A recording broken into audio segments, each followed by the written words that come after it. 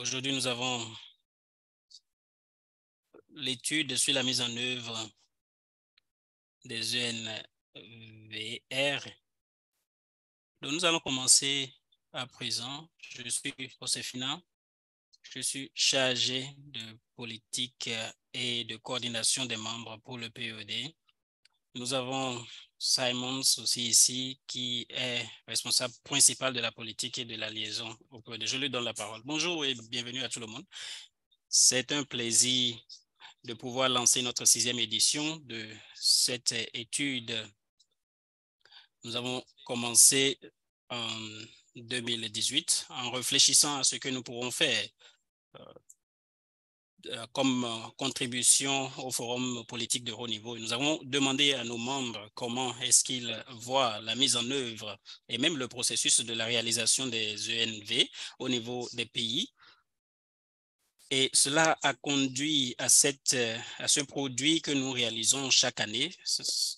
Et cela a aussi étendu la portée de ce travail en couvrant par exemple la domestication des EODD et leur réalisation au niveau national. Nous avons aussi essayé d'améliorer notre collaboration, notre engagement de la société civile au niveau national, aussi bien que sa contribution dans la mise en œuvre des ODD. Alors, c'est à peu près le contexte de cette étude ENV. C'est un effort énorme et je voudrais donc saisir cette opportunité pour féliciter nos collègues du SIDA, du PNUD et tous les membres actifs de longue date du PED. Merci beaucoup à toute l'équipe pour ce que vous avez fait pour organiser ce travail. C'était très intéressant de travailler ensemble. Merci à Josefina pour votre appui au cours des rapports passés, celui-ci. Je pense que ce produit est un produit qui nous rend tous fiers en tant que PED. Et nos équipes de communication et de recherche ont consenti un effort énorme pour élaborer ce document. Il y a plusieurs situations où nous étions en éveil très tard dans la nuit pour travailler sur ce document. Et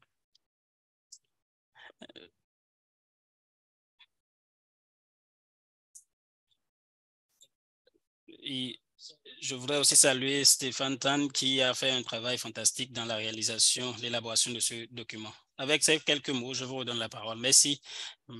Donc, pour les propos liminaires, nous aurons Marie Hodgson, directrice générale adjointe de SIDA.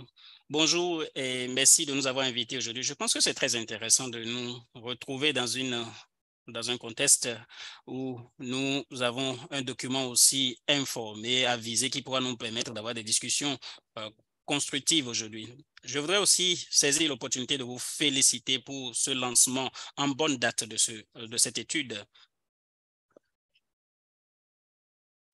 Juste pour dire quelques mots, en tant que co-président du groupe, je sais que vous savez que nous mettons beaucoup d'importance sur le rôle que joue la société civile. Par exemple, quand il s'agit du partenariat mondial, dans ces efforts, nous essayons de mettre l'accent sur la participation du secteur des acteurs de la société civile. Donc, je pense que vous savez tous que c'est notre position par rapport à la question et il est important et quand nous avons des partenariats, nous travaillons avec des acteurs dans les questions de responsabilité pour aussi bâtir la confiance entre divers partenaires et cela c'est un élément important. Je ne vais pas en dire plus, mais je voudrais, en tant que SIDA, nous avons aussi lancé cette année une initiative pour appuyer la société civile, y compris le POD, et nous reconnaissons aussi le rôle vital de la société civile dans tous les partenariats. Je sais que j'ai mis l'accent sur cela au cours de différentes réunions que nous avons organisées, que sans la société civile vibrante, nous ne pouvons pas réaliser ou suivre la réalisation des ODD ou encore faire le suivi de l'objectif de ne laisser personne pour compte. Donc, je ne peux réitérer l'importance que vous jouez, du rôle que vous jouez. Et nous voulons aussi mettre l'accent cette année aussi que le fait que nous croyons fermement au fait que quand nous appuyons la société civile dans son travail, c'est un bien pour tous. Et c'est ce que nous avons fait au cours de ces dernières années. C'est encore un peu plus important aujourd'hui de le faire de nos jours parce que quand nous considérons le rétrécissement des espaces de la société civile, il est clair que c'est un discours que nous devons ou une initiative que nous devons continuer à faire avancer. Et comme je le disais, votre rapport vient à point nommé parce que cela est une contribution excellente, que ce soit au forum de haut niveau, au forum politique de haut niveau ou au travail du groupe. Donc, je voudrais vous remercier pour cela. Je sais que pour produire un tel rapport, ça peut paraître simple, mais c'est des longues heures de travail et d'efforts qui ont conduit à cela. Maintenant, en ce qui nous concerne au nom du groupe, en ce qui concerne les principes de partenariat au développement, nous sommes très heureux de voir que ces principes sont inclus dans ce rapport, l'appropriation au niveau pays, ainsi de suite.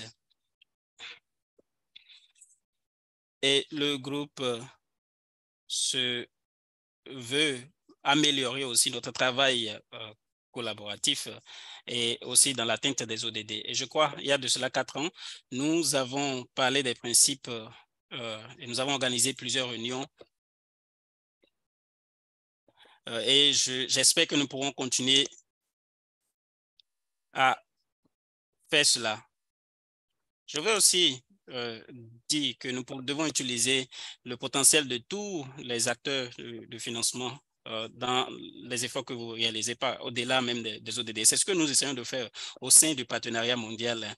Et l'autre chose que je voudrais dire, c'est que nous avons pris note des conclusions, c'est-à-dire que plus de rôle est nécessaire, un rôle plus important est nécessaire pour améliorer la contribution des OSC. Et je peux vous assurer que cela est une priorité pour nous aussi. Et pour finir, je voudrais aussi dire que nous appelons les bailleurs de fonds à réaliser leurs promesses et c'est quelque chose aussi que nous essayons de faire avec les différents partis et les différents bailleurs de fonds à travers la coopération multilatérale. Avec ces quelques mots, je voudrais vous dire encore une fois merci de nous avoir invités ici aujourd'hui et je suis très impatiente de participer à la discussion qui va en suivre et aussi à poursuivre notre collaboration. Merci. Merci beaucoup, Marie, et merci d'être avec nous ici, d'avoir trouvé le temps de participer à cette session. Après cette note introductive, nous allons donner la parole à Steven, qui est notre consultant, c'est-à-dire celui qui a élaboré cette étude et, et aussi celle que nous avons publiée l'année passée. Donc, je voudrais dire qu'il travaille avec les organisations de la société civile depuis très longtemps. Il a travaillé avec le POD et il a contribué aussi à l'élaboration de l'ENV des Philippines l'année passée. Donc, c'est un domaine qu'il maîtrise très bien. Je vous donne donc la parole, Stéphane, pour votre présentation. Merci beaucoup. Je vais partager mon écran.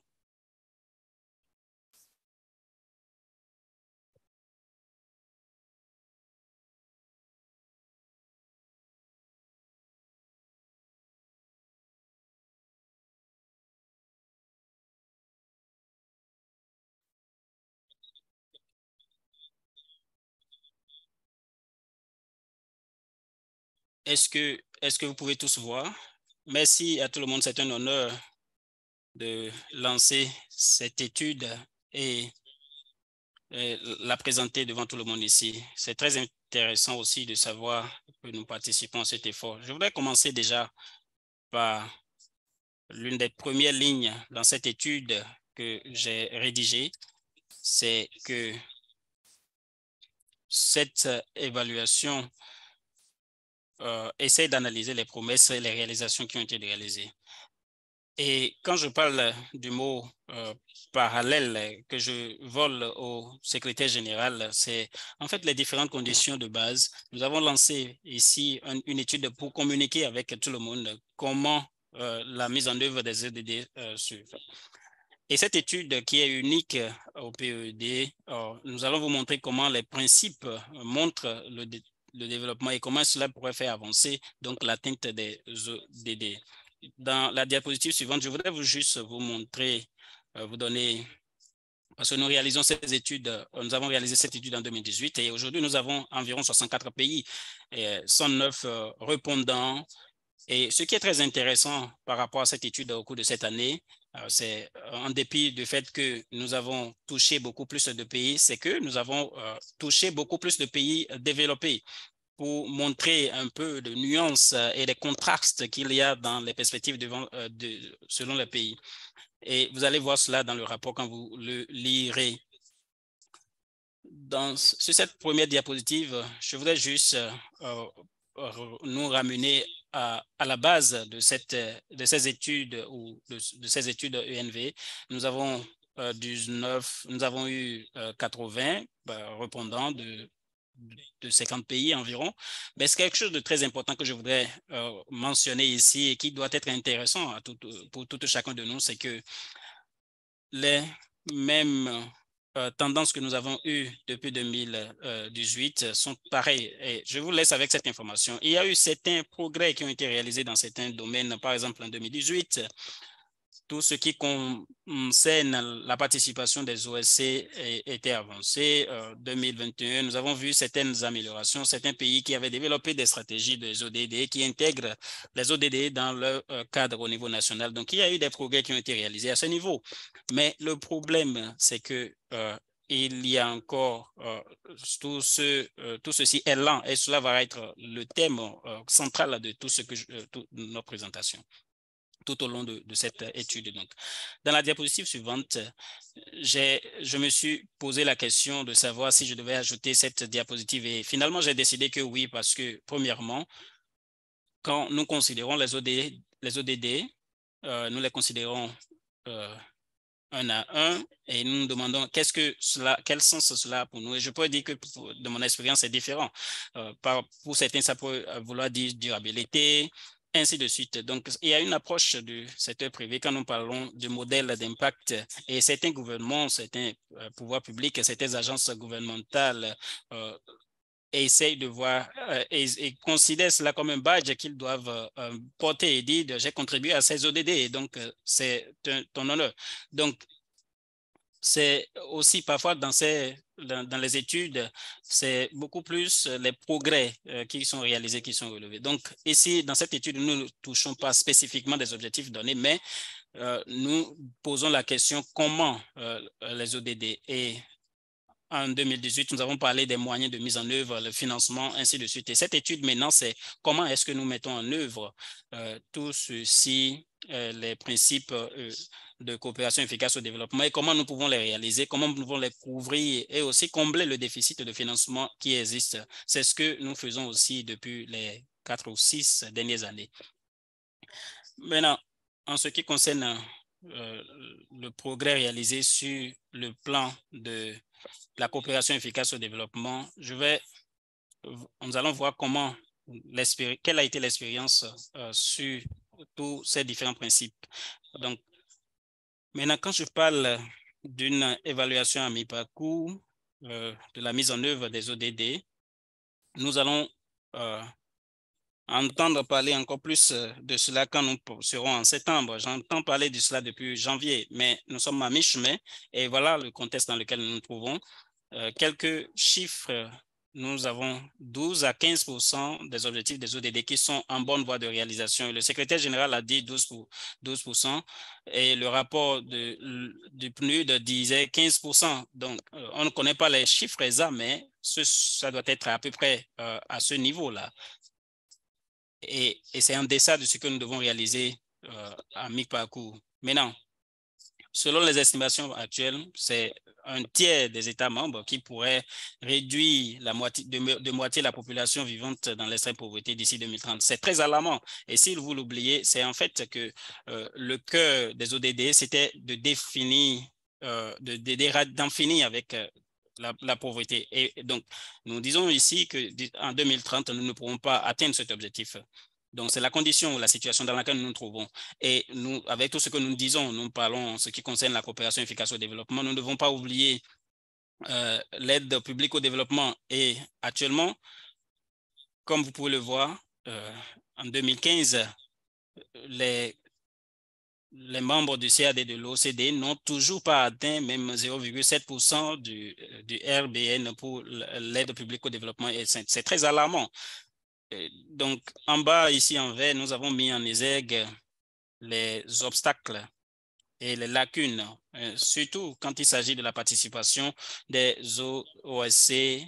Nous voyons aussi que le gouvernement ne soutient toujours pas la société civile et il y a très peu d'informations disponibles sur la mise en œuvre des ODD et les politiques handicapantes empêchent la participation effective des OSC. Diapositive suivante, s'il vous plaît. En ce qui concerne maintenant l'appropriation, vous voyez un tableau ici. Nous voyons ici que 84% des pays ont des stratégies relatives aux EDD. Peut-être que vous allez vous demander, euh, euh, je vous parle avec beaucoup d'inquiétude, mais pourquoi est-ce que c'est seulement, nous voyons que 84% des pays ont des stratégies relatives aux EDD. C'est vrai qu'ils ont ces stratégies, mais qu'est-ce que nous disons? C'est que la plupart de ces pays, les stratégies de mise en œuvre des ODD, cela a un sens différent. Par exemple, il y a certains pays dont les stratégies sont très fournies quand il s'agit comment est-ce que les pays doivent mobiliser les ressources pour financer les ODD. Et ça, c'est très bien. Maintenant, ce n'est pas la majorité. En fait, c'est environ 12% qui a ce type de stratégie. Et donc, les OAC ont mentionné dans l'étude que c'est seulement un ministère qui met en œuvre dans la plupart des pays les ODD. Et il y a même un pays où c'est seulement un groupe de travail qui a été créé pour mettre en œuvre les ODD. Donc, pour développer les stratégies relatives aux ODD. Donc, vous voyez, c'est là l'un des défis auxquels nous sommes confrontés. L'autre point, c'est en ce qui concerne l'appropriation, c'est quand nous savons que les ODD sont une tendance au cours de ces dernières années et maintenant les porter au niveau local, au niveau communautaire pour que les populations à la base puissent comprendre ce que tout cela veut dire. Et cette étude montre que 40% des OSC ont vraiment des ENV, des examens nationaux volontaires et qui produisent des rapports sur des objectifs spécifiques. J'ai vu ceci parce que, pourquoi est-ce que ces examens sont importants? Parce que la plupart du temps, la plainte qui est formulée, c'est que les ODD ne marchent pas, ne sont pas réalisés parce que il y a beaucoup de villes, de villes enclavées qui n'ont pas accès et qui ne sont donc pas touchées par ces efforts. Donc, c'est pour cela qu'il est important de mettre l'accent sur les études, les examens volontaires nationaux. Et nous voyons aussi que plusieurs pays font ces examens, mais plusieurs d'autres ne l'ont pas. Donc, cela veut dire qu'il y a encore beaucoup de travail à faire dans ce sens. Pour finir avec cette diapositive, je vais parler des difficultés qui touchent, qui ont à multiples facettes, qui touchent donc la mise en œuvre de cet objectif. C'est par exemple la mauvaise gouvernance, parce qu'il y a, par exemple, dans certaines situations, il n'y a pas de stratégie constante, il n'y a pas de... Et la plupart des OSC aussi dit que les questions qui touchent les populations, leurs localités, ne sont pas touchées par le gouvernement. Par exemple, l'égalité, l'environnement. Et tout cela n'est pas couvert par le processus des examens. Diapositive suivante. Maintenant, vous voyez ces images. Nous voyons ici que 37%, 26%, 26,32% disent qu'ils sont satisfaits. des OSC disent qu'elles sont satisfaites de la mise en œuvre. Et nous voyons ici 37,90% qui sont très insatisfaites. Et ceci a été corroboré par la réalité du moment quand nous réalisons cette étude où l'OCDE déclarait que la mise en œuvre des ODD était complètement en deçà du niveau où on devait être aujourd'hui. Et donc, les attentes des populations ne sont pas vraiment réalisées. Et en bas ici, je montre l'appropriation. Je vois je décris comment les bailleurs de fonds innovent à travers des outils et des programmes. Et nous voyons ici que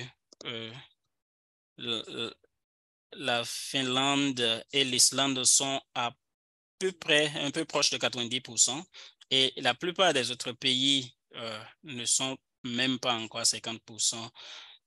Et cela montre clairement les lacunes que nous devons essayer de combler en 2023. Dans cette diapositive, je vais maintenant parler, parce que si vous avez travaillé dans la société civile depuis longtemps,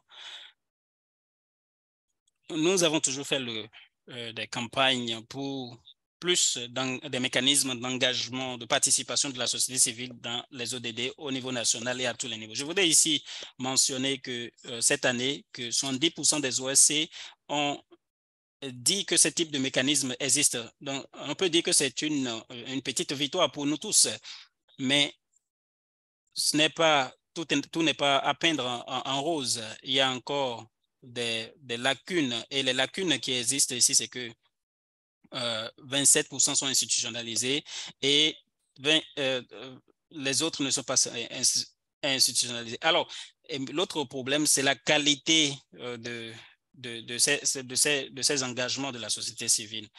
Donc, nous voyons ici environ 47,18% qui sont institutionnalisés et les autres qui ne le sont pas. Donc, il y a des mécanismes institutionnels qui ont été créés qui permettent aux agences gouvernementales de collaborer, de faire participer la société civile. Ce qui veut dire en fait qu'il y a des institutions gouvernementales seulement dans 50% des cas, de 50% des cas. Et donc, dans les autres cas, il n'y a pas de système institutionnalisé et il n'y a même pas parfois de participation de la société civile. Et 24,8% disent qu'il y a une loi dans le pays qui existe, qui couvre cela, et 28,114% qui disent que ce type de mécanisme n'existe pas. Donc, même si nous avons 70% des OSC qui déclarent qu'il y a des mécanismes de participation, nous voyons ici que cela n'est pas forcément au niveau le plus approprié. Et nous voyons ici que 50% des OSC ont contribué au processus des ENV. Nous voyons ici que 70% des OSC ont des mécanismes institutionnalisés. Alors, pourquoi est-ce que c'est seulement 50% qui ont participé au mécanisme de l'examen? Donc, cela veut dire que même si l'institutionnalisation existe, ils ne participent pas véritablement au processus des examens nationaux volontaires. Donc, sur cette diapositive, je voudrais juste vous donner cette information. Seuls 17 OSC parmi les 109 ont eu leur contribution acceptée dans le processus d'examen national. Donc, c'est à peu près cela. Nous voyons que les OSC ne sont pas véritablement associés aux efforts leurs contributions ne sont pas acceptées. Donc, cela nous montre, il y a beaucoup d'informations que je partage ici aujourd'hui, mais je vous laisse juste regarder les diagrammes. Vous voyez, premièrement, qu'est-ce qui manque? Il y a un manque de ressources et il y a un manque d'informations. Ça, c'est le premier point. Le deuxième point, c'est l'environnement handicapant pour les OSC. Nous voyons ici que nous parlons toujours d'environnement favorable aux OSC. Et le fait est que le thème principal, c'est que les structures de consultation sont très limitées. Et deuxièmement, il y a encore beaucoup de bureaucratie qui limite la participation des OSC. Donc, Nous voyons donc un environnement ou des conditions handicapantes qui limitent la participation des OSC en dépit des nouvelles opportunités qui se présentent. Diapositive suivante. Ici, je vais essayer d'être optimiste.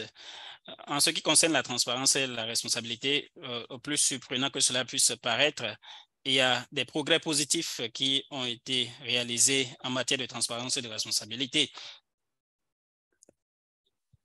À travers ces classifications, nous voyons ici que la transparence et la responsabilité a connu une forte croissance depuis 2018. Donc, il y a une croissance en ce qui concerne un meilleur accès au cadre national. Et ça, c'est très bien. Et nous avons demandé aux ESC dans cette étude quel est votre sentiment par rapport aux informations auxquelles vous avez accès actuellement. Et si vous voyez la troisième ligne,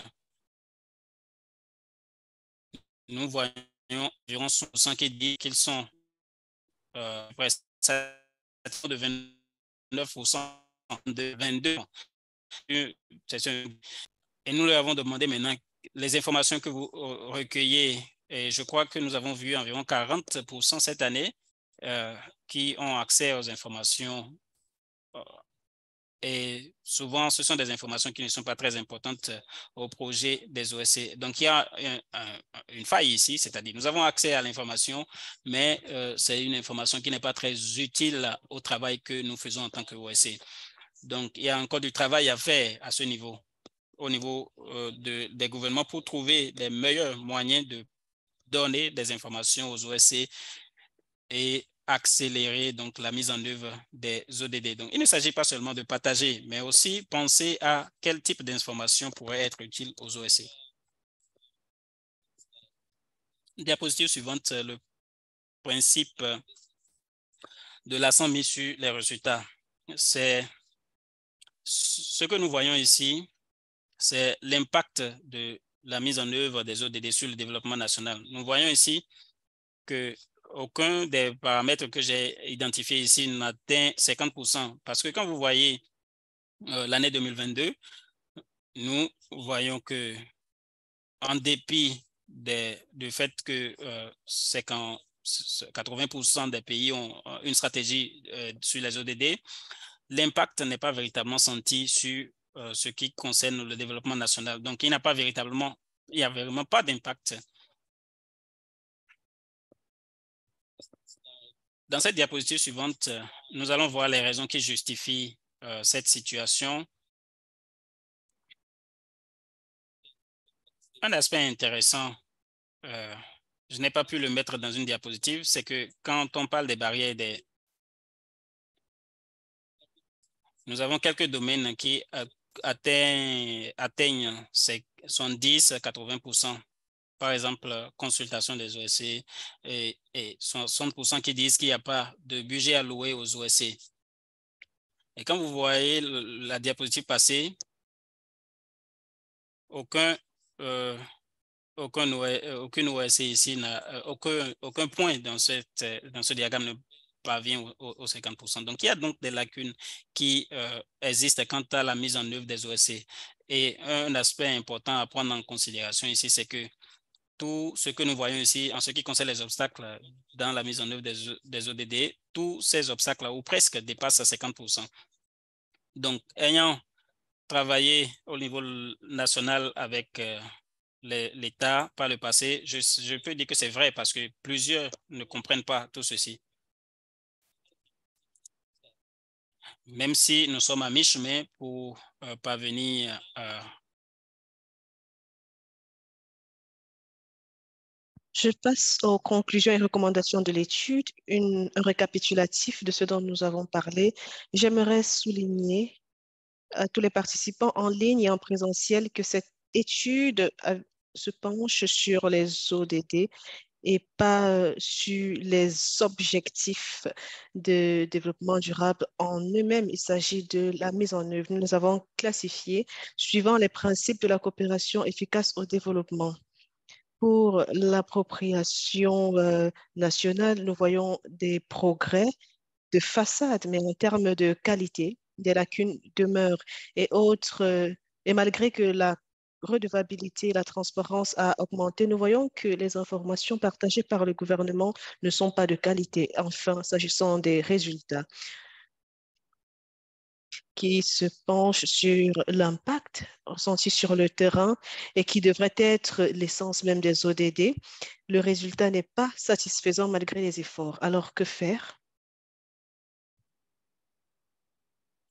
Voilà les demandes générales du POED que nous promouvons au cours des années récentes et nous croyons que ceux-ci sont très importants en termes des résultats que nous voyons dans l'étude. D'abord, l'utilisation des principes de coopération efficace au développement pour assurer que les finances, en particulier l'aide publique au développement, contribuent aux ODD. Alors, que signifie cette recommandation? Il y aura sans doute des discussions sur de nouvelles mesures pour lutter contre l'écart de financement et nous voulons que ces principes de financement soient ancrés que les principes de coopération et développement soient ancrés dans toutes les solutions prises pour combler cet écart. L'une des solutions prises pour l'utilisation des principes de la coopération efficace au développement serait par exemple de mettre à contribution la société civile parce que nous n'allons pas seulement présenter les responsabilités du secteur privé et autres, mettre ou alors inclure les principes de coopération efficace au développement renforce la responsabilité. Deuxièmement, il faudrait mettre l'accent sur le fait que les bailleurs de fonds doivent s'acquitter du principe de 0,7% qu'ils ont promis aussi. Il faudrait mettre l'accent sur des résultats qui ne font pas de laisser pour compte. Encore une fois, en 2016 et 2015, je me souviens lorsque la notion de ne pas faire de laisser pour compte a pour la première fois émergé. Nous nous sommes rendus compte que des années plus tard, nous disons la même chose, c'est-à-dire que nous n'avons pas véritablement évolué. Alors, ce qu'il faut faire, c'est vraiment travailler avec les personnes pour ne pas faire de laisser pour compte. Quatrièmement, en termes de demande du POED, message du POED, ceux-ci ont gagné en maturité au cours des années précédentes, 2015-2016. Nous battions campagne pour une meilleure institutionnalisation de l'espace des OSC. Désormais, certes, nous battons toujours campagne pour cela, mais nous mettons l'accent sur la qualité de ces mécanismes de mobilisation de la société civile parce que, comme le montre l'étude, certains qui ont des mécanismes institutionnels peinent toujours à mettre à contribution la société civile. Sur la prochaine diapositive, qui je crois est ma dernière, nous avons des demandes spécifiques pour chaque principe. Ici, encore une fois, ce sont les principes de la coopération efficace au développement et respecter ces programmes pourrait faciliter la mise en œuvre des ODD. Premièrement, l'appropriation nationale. Il s'agit de la manière dont nous réénergisons les stratégies des ODD dans les cadres nationaux des pays. Parce que si vous avez lu l'examen national volontaire, les chapitres 2 et 3 vous demanderont toujours comment est-ce que les ODD ont été traduits en stratégie de politique au sein de vos congrès, au sein de vos parlements, mais ne précise pas la qualité de cette intégration. C'est un élément qu'il faudrait vérifier. Si vous avez des ODD dans un diagramme qui montre les efforts de votre développement, il faudrait que ceci soit détaillé en besoins nationaux, mettre l'accent sur la qualité de ces stratégies des ODD mises en œuvre au niveau national. Deuxièmement, je le réitère, les partenariats inclusifs.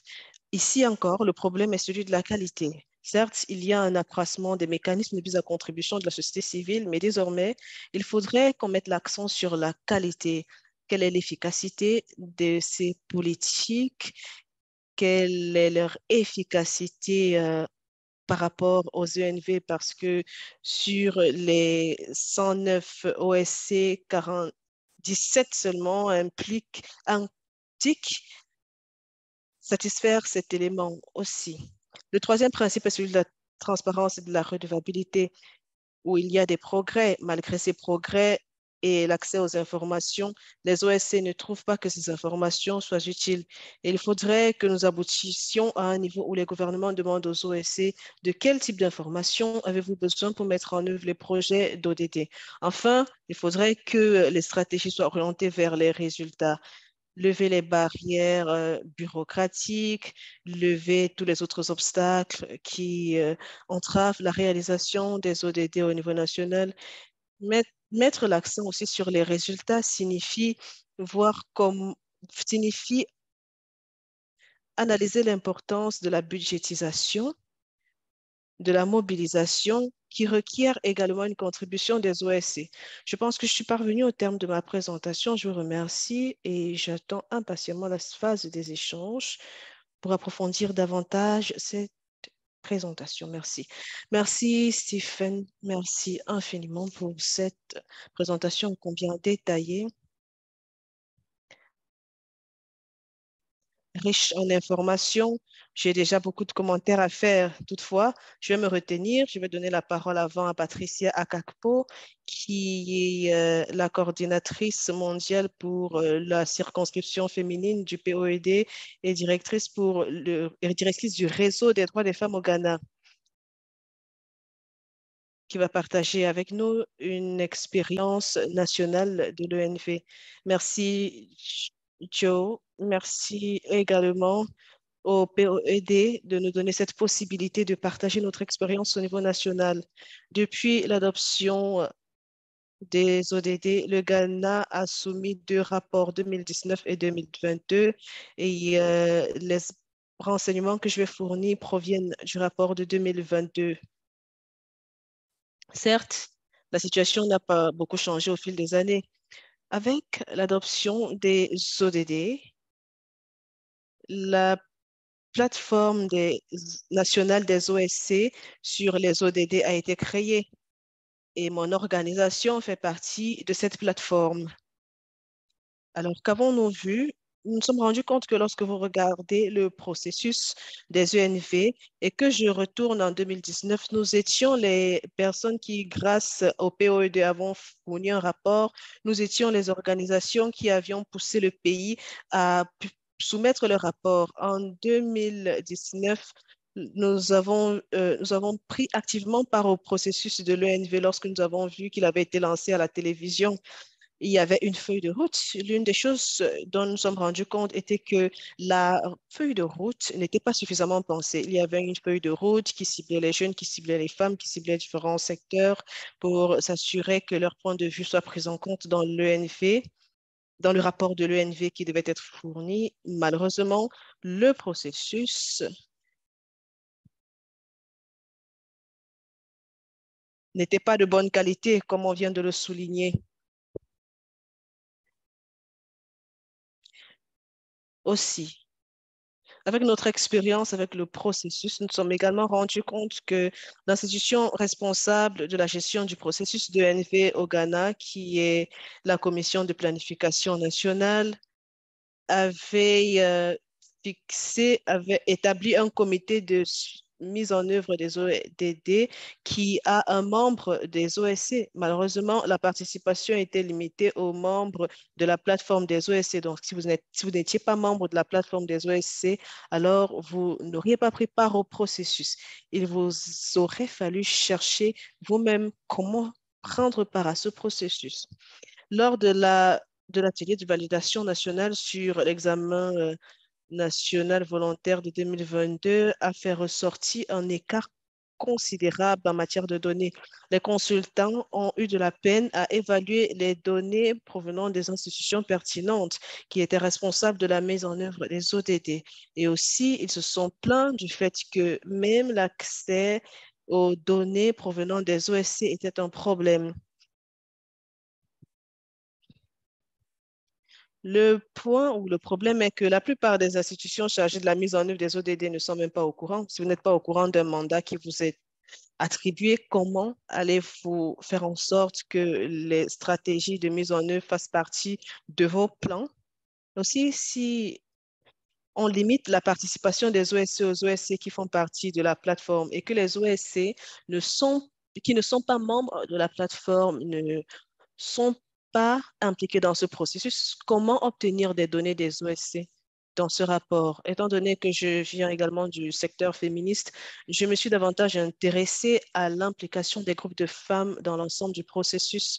L'un des éléments que nous avons réalisé, étant donné que nous continuons de battre campagne, ceci sans doute parce que nous sommes un point focal et que nous essayons toujours d'avoir des informations, nous sommes rendus compte que la plupart des organisations de femmes ne font pas partie de ce processus et donc les rapports ne mettent pas en lumière l'analyse du point de vue du genre. Nous n'avons pas des recommandations fortes sur la question du genre.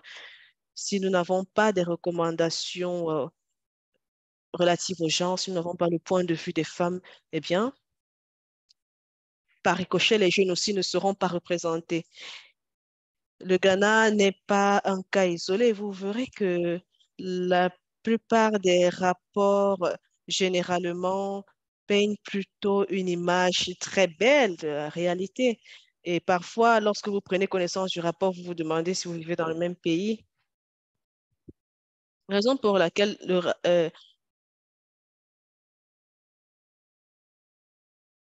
le rapport est limité.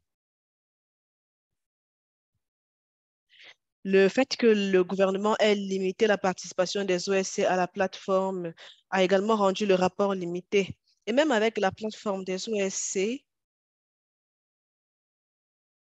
certaines activités de la plateforme étaient facilitées par le gouvernement. Il était donc difficile d'ajouter des OSC qui ne faisaient pas partie des OSC. Même s'il fallait inclure un plus grand nombre d'OSC, il n'y aurait pas eu de financement ou d'appui nécessaire pour le faire. Je dois également souligner que la plateforme des OSC fournit également ou produit également des rapports fantômes. Le gouvernement fournit son rapport, la plateforme fournit son rapport fantôme également. Et ce qu'ils font est qu'ils prennent le pouls de la population au niveau local, au niveau des districts. Et à ce niveau, vous verrez que plusieurs personnes ne sont pas au courant des ODD. Et comme je l'ai souligné tantôt, nous avons des représentants du gouvernement qui sont sur le terrain qui localisent les politiques pour s'assurer que le développement ait lieu. Mais si les personnes qui sont censées être ciblées directement ne sont pas au courant des ODD, alors comment allez-vous faire en sorte que leurs besoins soient pris en compte dans le rapport ou dans le travail que vous faites? Tout ceci pour souligner que toutes ces parties prenantes doivent prendre part au processus de rédaction des ENV. Je sais qu'il y a certaines communautés qui ont pu prendre part à ce processus, mais c'était surtout parce qu'elles faisaient partie de la plateforme. Oui, il y a des feuilles de route. Il y a des feuilles de route qui guident le processus des ENV, mais le processus est bâclé. Il n'y a pas de mécanisme institutionnel. Si vous avez des cas où les détenteurs d'obligations ne peuvent pas prendre part à la table de négociation, il y aura un problème. S'il y a un mécanisme institutionnel qui permet à toutes les OSC d'avoir la possibilité de prendre part au processus, eh bien, ce sera une bonne initiative.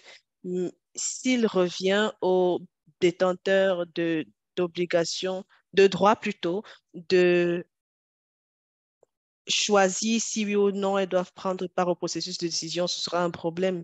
Je crois que je vais m'arrêter là et fournir davantage de détails lors de la phase des échanges. Nous n'avons plus suffisamment de temps. Nous allons passer à la réflexion avant de prendre les questions.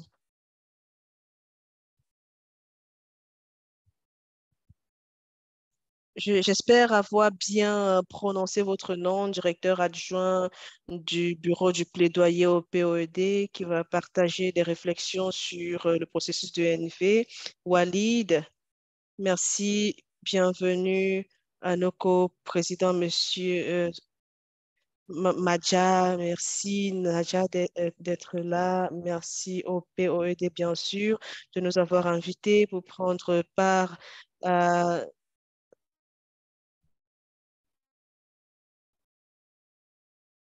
venir palestinienne, d'accord que le fait que les rapports sont mitigés.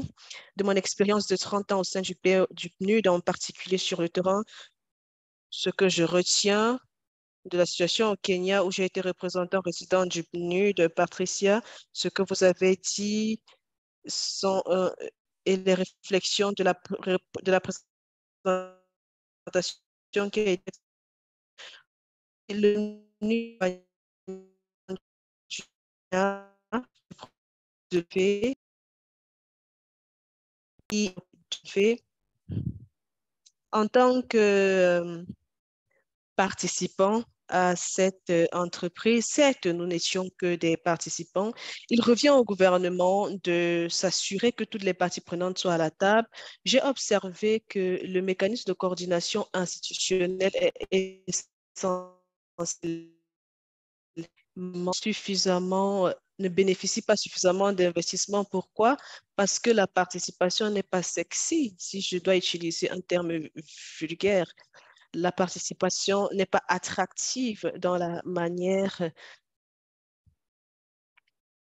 dont le gouvernement veut prendre ses décisions. Et il fallait que le PNUD investisse dans ce secteur qui n'est pas très sexy. Comment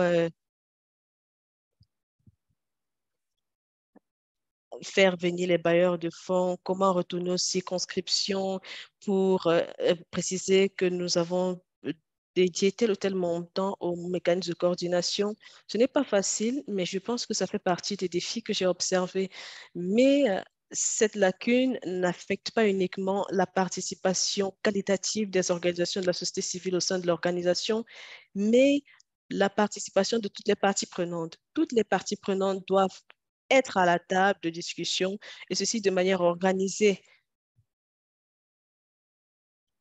Vous venez de souligner, Patricia, comment des organisations sélectionnées étaient parties à la discussion et d'autres non.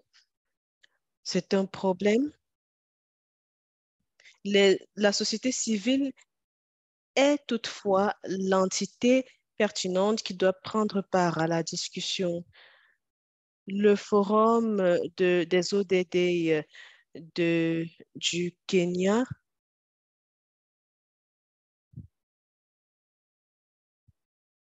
est géré par la société civile. Et je dois dire qu'il y a plusieurs autres consortiums de la société civile qui travaillent également sur les ODD à divers niveaux, qu'il s'agisse du niveau national, du niveau local ou au niveau des comtés. Comment organiser tout ceci entre les consortiums au niveau national pour qu'elle sache qu'il y a plus de représentants de la société civile. Ce sont des éléments qui doivent être pris en compte ou sur lesquels nous devons travailler, pas uniquement au sein du secteur de la société civile. Le secteur privé et les autres acteurs sont également intéressants. Et si on fait des études comme on l'a fait au sein du POED pour ces autres circonscriptions, on trouvera qu'il y a également des défis à ces niveaux. Ceci ne signifie pas que la situation ne s'applique qu'à la société civile ou aux organisations de la société civile.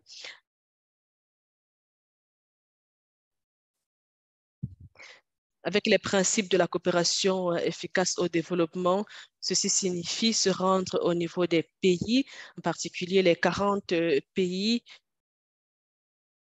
Nous avons la possibilité de voir comment appuyer les pays parce que le PMC au niveau, avec sa portée internationale, avec ses circonscriptions et ses différents organes, a la possibilité de répliquer au niveau non seulement national, mais aussi au niveau local. C'est une occasion intéressante et je pense qu'il est temps de le faire. Certes, il faudra de l'investissement, il faudra de l'appui à tous les niveaux pour nous assurer que ceci soit un succès. Je dois dire que je vois un élan positif en tant que membre du PNUD ou en tant que PNUD, je dirais que nous avons fait une collecte de données et annuellement, nous fournissons 3 millions de dollars de financement aux organisations de la société civile à divers niveaux. Nous appuyons les équipes logistiques ou les équipes d'achat pour faciliter le travail. Ceci est un élément intéressant de notre travail avec les OSC. Nous allons continuer à le faire. Nous allons continuer à travailler avec le PM7 pour optimiser le rôle des organisations de la société civile dans les processus d'examen nationaux volontaires. Je vois également, avec la réforme des Nations unies, que de nouvelles orientations pour le cadre de développement sont en cours au niveau national qui requièrent aux équipes nationales des Nations unies à être à davantage travailler avec le secteur, avec la société civile. Comment tirer parti de cette réforme dans dans les 40 pays et au-delà?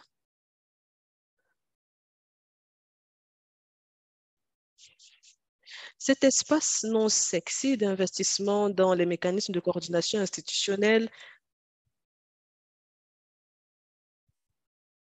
est un élément que nous devons aborder de manière sérieuse en tant que partenaire du PM7. Et je me réfère à une étude de 2019 par le PNUD intitulée Les mécanismes de coordination institutionnelle pour la mise en œuvre des ODD.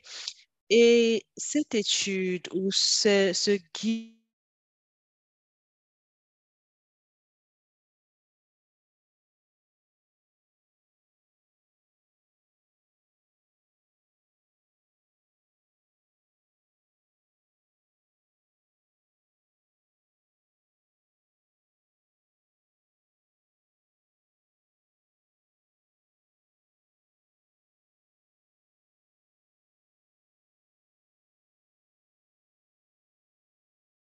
much more targeted to the flag mais bearing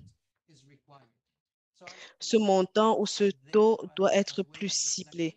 Je vais m'arrêter là. Je suis parvenue au terme de cette présentation sur la réflexion et c'était un plaisir. Merci pour cette présentation très intéressante. Et il ne vous reste que 4 minutes. Oui, il ne nous reste plus que 4 minutes. Nous allons prendre les commentaires et réactions de la salle ou des participants. Et pour ceux d'entre vous qui voudraient vous en aller, sentez-vous libre de le faire. Merci. Je m'appelle V. Johnson. Je représente le Centre pour le développement socio-économique. Stephen, votre étude m'a frappé, en particulier le fait que vous avez indiqué le nombre de pays ayant répondu et que vous avez indiqué que la prise de conscience par rapport aux ODD n'était pas suffisante. Et aussi, lorsque vous avez dit que les ODD doivent être ramenés aux populations, aux communautés.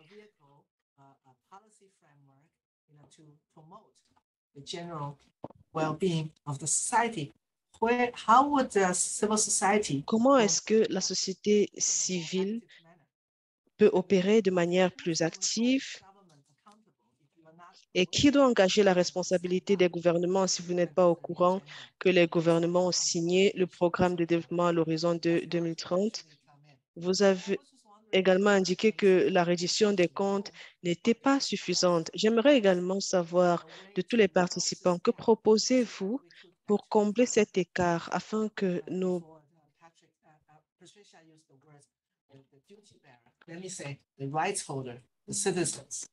afin de nous assurer que les détenteurs de droits, les citoyens de droit, soient davantage en première ligne de la mise en œuvre des ODD et du contrôle de la performance des OSC et des gouvernements. Merci. Merci pour l'étude très intéressante à lire. Intéressant également d'entendre ce que le PNUD fait. Je suis Raymond Salah, également du Centre pour le développement socio-économique. Nous suivons ce processus depuis 2013.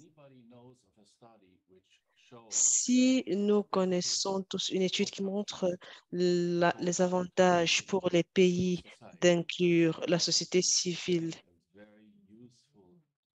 je pense que ce serait une bonne étude à laquelle se référer. Je n'en connais aucune. Au niveau national, j'ai des difficultés avec les UNV pour certains des pays. What seems to be really have taken off quite well are the VLRs. And I think Ce qui semble attirer davantage l'attention sont les examens locaux volontaires. Si à l'avenir, on peut avoir des exemples clairs d'examens locaux volontaires avec des données ou une étude comparative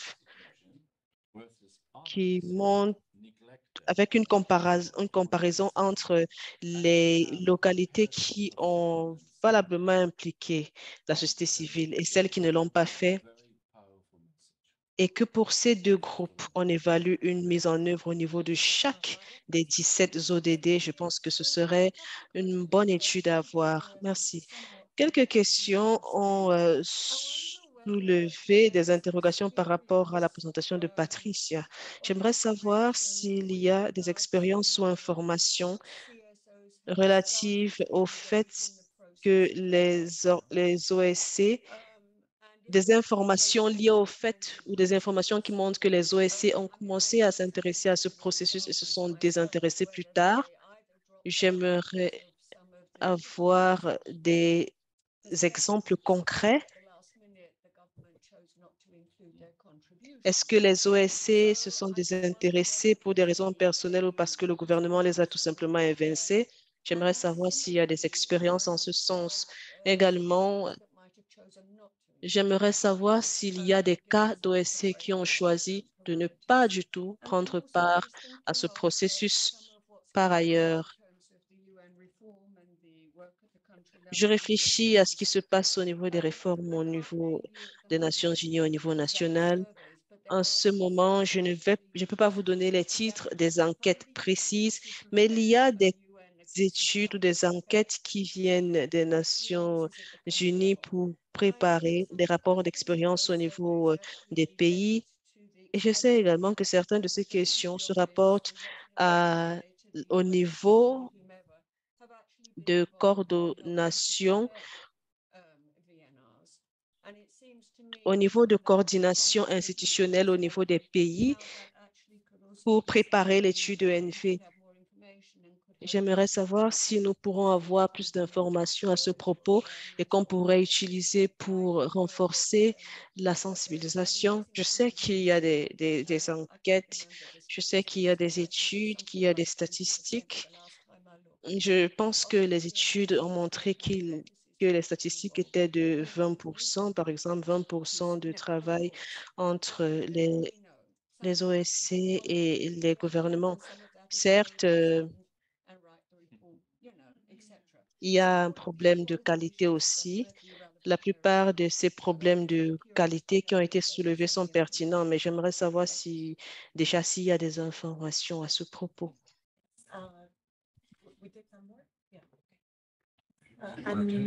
On va prendre d'autres questions. Georgina souhaite également prendre la parole. Sí. Breve. Probemos. Dos cosas. Uno, hay desmotivación sobre la implementación de la Agenda 2030 por el desconocimiento que tiene la ciudadanía. Avec le programme de développement à l'horizon 2030,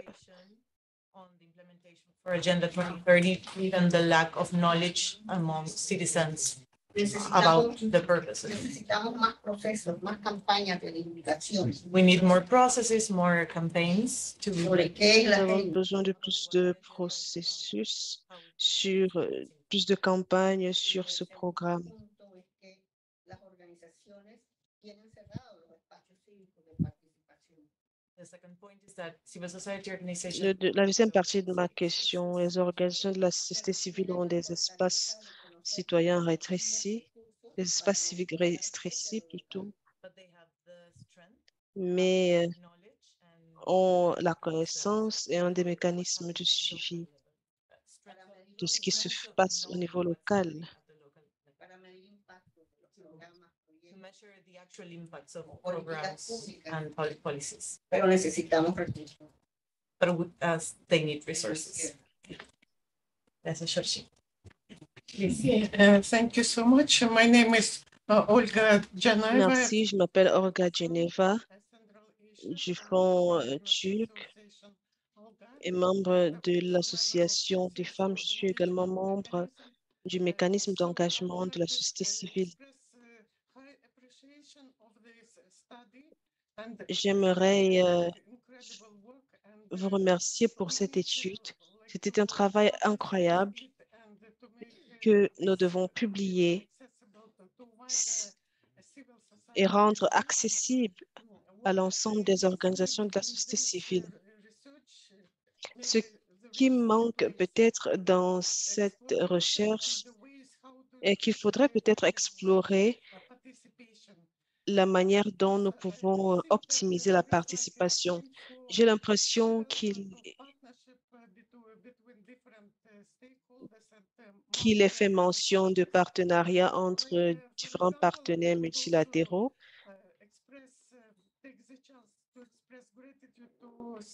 Et j'en profite pour remercier la SIDA et le PNUD qui appuient les programmes de mise à contribution des organisations des femmes et groupes marginalisés dans ce processus dans nos pays. Je sais que dans nos pays et dans les pays d'Asie-Pacifique,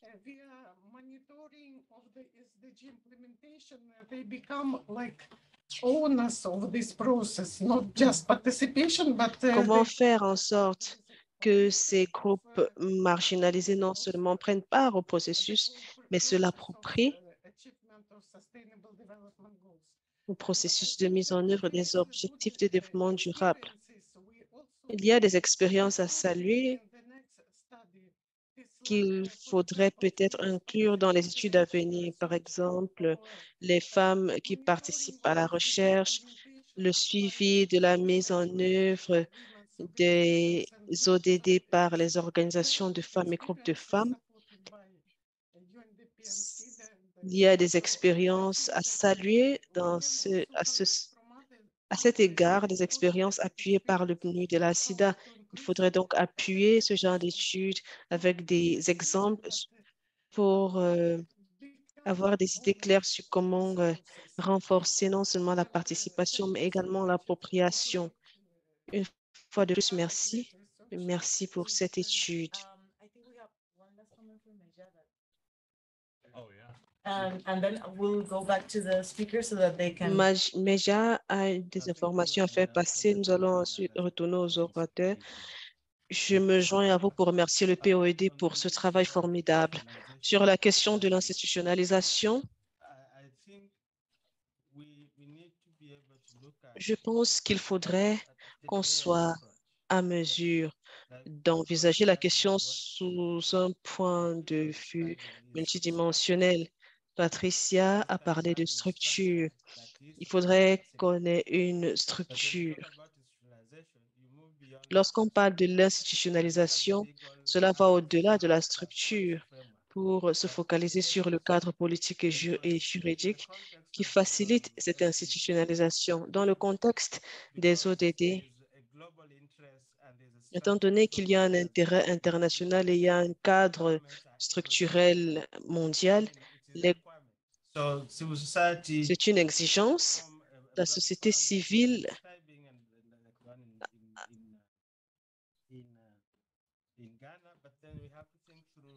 peut former un forum comme celui qu'on a vu au Ghana.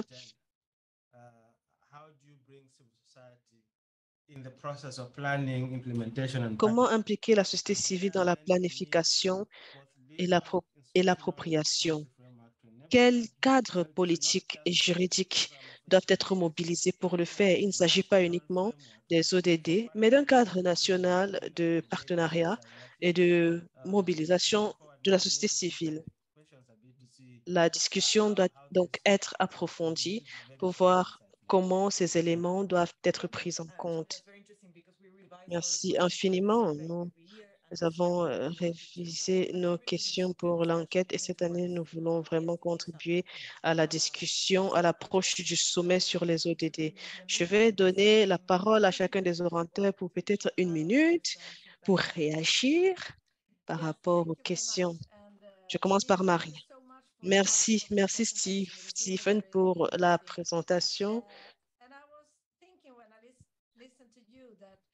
En vous écoutant, il est très facile de se focaliser sur les défis, mais il y a également des résultats positifs. Peut-être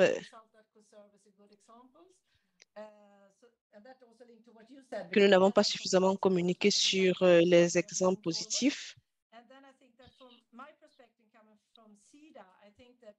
De mon expérience en tant que membre de la SIDA, Alors, ne laissez personne pour compte, c'est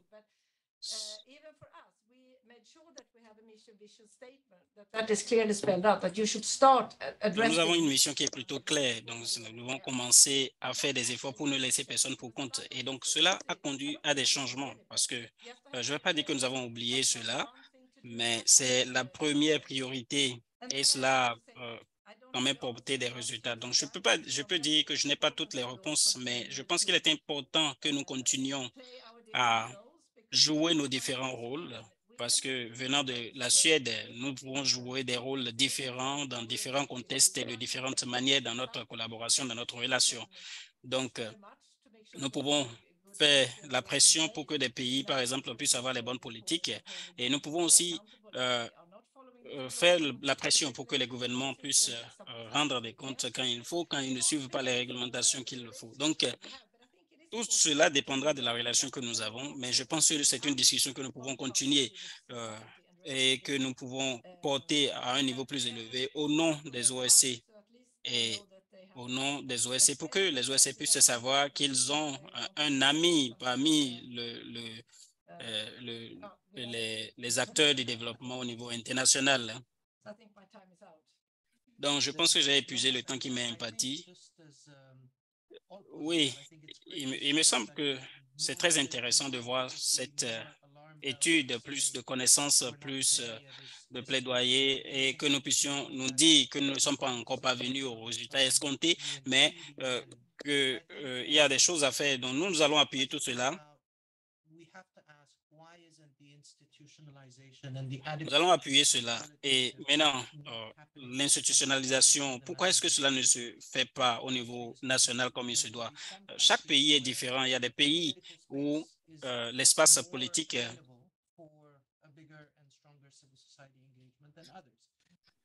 où il y a une collaboration ou une participation de la société civile plus importante que d'autres. Donc, il ne s'agira pas une expérience similaire à cause de ce facteur fondamental contextuel. Donc, nous ne pouvons pas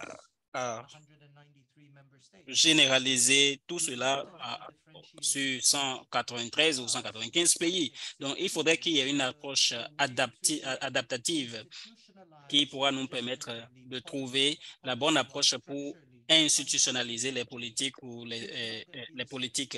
Parce que d'un point de vue politique ou d'un point de vue financier, cela ne serait pas similaire. Donc, l'approche maintenant, c'est avec la démocratisation de ces principes. Cela nous permet d'interroger, de faire une étude pays par pays pour voir quel est le plan qui pourrait s'appliquer d'un point à l'autre. Mais il y a quand même des principes de base qui pourront s'appliquer dans tous les contextes, mais nous devons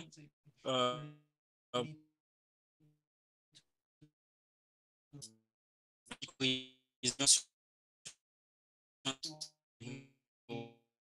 ce qui nous revient de droit avec les équipes pays. Nous avons plusieurs acteurs qui travaillent avec nous. Je vais m'assurer que quel acteur pourra vous aider. Je vais faire les vérifications. Je vous ferai un rappel. Mais ce que je peux dire ici, c'est que oui, nous sommes là. Il y a des enquêtes aussi que nous essayons de lancer, par exemple, sur la participation qualitative des OSC. Quand j'étais au Kenya, nous avons réalisé un rapport, un examen national avec le pays et nous avons eu la plus grande plateforme des OSC qu'on appelle en Penny Watena. Je ne sais pas si quelqu'un quelqu'un d'entre vous sait ce dont il est question, mais en tant que Kenyan, comme je le suis, nous comprenons, nous avons travaillé avec cette organisation qui donne qui crée des conditions favorables pour que les organisations puissent accéder au système juridique au Kenya dans un point spécifique, dans une cible spécifique des ODD. Donc, quand vous analysez cela en particulier, vous allez voir que des résultats ont été réalisés à ce niveau. So thank you for NetRight and also Merci beaucoup. Et pour le groupe féministe, nous entérinons les recommandations du rapport. Et nous voulons dire ici que quand nous parlons de la participation des OSC, nous voulons aller au-delà des structures. Nous essayons de prendre en considération les opportunités pour créer des conditions favorables à l'engagement civique. Et nous essayons aussi de voir, de nous assurer de ne laisser personne pour compte. Donc, ce dont nous parlons ici, quand nous parlons de ne laisser personne pour compte, nous essayons de voir ceux qui sont déjà derrière. Et il y a même certaines personnes qui ne sont même pas dans la liste. Et donc, comment est-ce que nous assurons que ces personnes sont sur la liste des gens qu'il ne faut pas laisser pour compte? Si je crois avoir oublié de dire que c'est de remercier tout le monde parce que ce rapport n'aura pas été une réalité sans l'appui de SIDA et grâce avec le partenariat que nous avons avec le POD. Je voudrais juste rappeler cela avant que je n'oublie, exprimer notre gratitude à leur égard, donc pour leur appui dans cet effort. Exactly. And I think maybe Stephen had one last Yeah, comment, Stephen, one last and then we'll comment close. from your end. Un dernier commentaire avant que nous ne mettions fin à cette session. Merci à tout le monde. Merci. Si je peux dire un mot, oui, je voudrais juste répondre à certaines des questions qui ont été posées, si vous me le permettez. Yes. Okay, perfect. C'est possible, d'accord. Oui, rapidement. Il y a une page dans l'étude qui dit que environ 13 ou 30% des pays n'ont pas contribué. Et il y a un autre commentaire, je ne sais plus exactement qui a fait ce commentaire. Je voudrais saluer mon gouvernement ici. L'année passée, ils m'ont contracté pour réimaginer le système l'institutionnalisation de la participation de la société civile. Et nous avons connu un certain nombre de succès. Ce que je veux relever ici, c'est que cela nous a aidés parce que quand nous avons réalisé ce travail, cela a rendu la tâche facile d'être à plusieurs OSC, de pouvoir participer à l'effort de gouvernement dans la question de l'ODD. Donc, je pense qu'il y a une autre question sur comment travailler plus sur la sensibilisation. Et je pense que cela va de pair avec l'institutionnalisation. Et merci pour les différentes contributions et les idées apportées pour l'édition de l'année prochaine.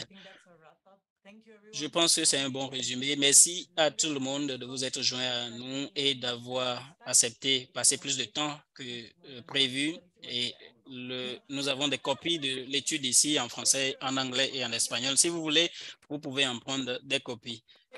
Merci à tout le monde. And there's some lunch also. Yeah, if you didn't I get think anything, we couldn't just enjoy Il y alone. a du déjeuner, un déjeuner qui est servi pour ceux qui sont en présentiel. Taking the time. Hopefully we'll. Someone gave me No, you're not. like that. I don't think you're- It's all right.